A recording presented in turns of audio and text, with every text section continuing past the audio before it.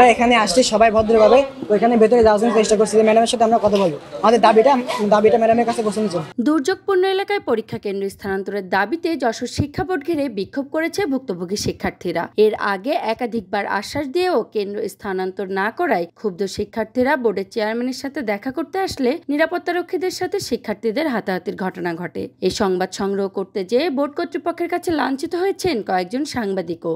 আমরা এখানে আসছি সবাই ভদ্রভাবে, ওইখানে ভেতরে যাওয়ার জন্য চেষ্টা করছি, ম্যাডামের সাথে আমরা কথা বলবো, আমাদের দাবিটা ম্যাডামের কাছে পৌঁছে নিচ্ছি। এখন আমাদের ভেতরে দাবি দেয় না, এখানে দেখা দেখে আমাদেরকে বের করে দিয়েছে। আমাদের কেন্দ্র আমাদের কলেজ থেকে 26 কিলোমিটার দূরে, কিভাবে তারা 26 কিলোমিটার দূরে 241 জন পরীক্ষা দিতে নিয়ে যাবে? আর সেখানে সোজা পথে যাই গেলে তো 26 কিলোমিটার, আর যদি আমরা নদী পথে যাই সেখানে কোনো সেতুর ব্যবস্থা নেই, দুইটা ডিঙি নৌকা, সেখানে 241 জন কীভাবে দুইটা ডিঙি নৌকায় যাবে? কেন্দ্র যদি না চেঞ্জ করা হয় তাহলে মেনলি আমাদের প্রথম সমস্যা হচ্ছে যাতায়াতের সমস্যা, কারণ কারো পক্ষে ওইখানে ম্যাচ ভাড়া করে কিংবা এইভাবে 26 কিলোমিটার ডেইলি যাওয়া আসা করে কারোর পক্ষে এরকম সম্ভব না। আমরা খুবই প্রত্যন্ত এলাকা থেকে আসছি, আমাদের কারোর ওরকম সামর্থ্য নেই যে এইভাবে ডেইলি যাওয়া আসা করা।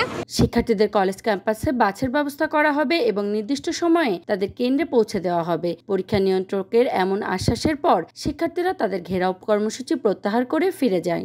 আমি শুধু এইটুকু বলে রাখছি যে আগামী 26 জুন যে পরীক্ষা অনুষ্ঠিত হবে যথারীতি সকাল 8টায় গাড়ি তোমাদের শালিখা কলেজ কেন্দ্রে উপস্থিত থাকবে, তোমরা সেখানে পরীক্ষায় অংশগ্রহণ করবে, কোনো অসুবিধার কিছু নেই। পৌঁছে দেওয়ার ব্যবস্থা করা হবে এবং এ বিষয়ে জেলা প্রশাসনকেও আমরা অবহিত করব, তারা বিষয়টা তদারকি করবেন আর আমরাও তদারকি করব। Desk report, voice of tiger.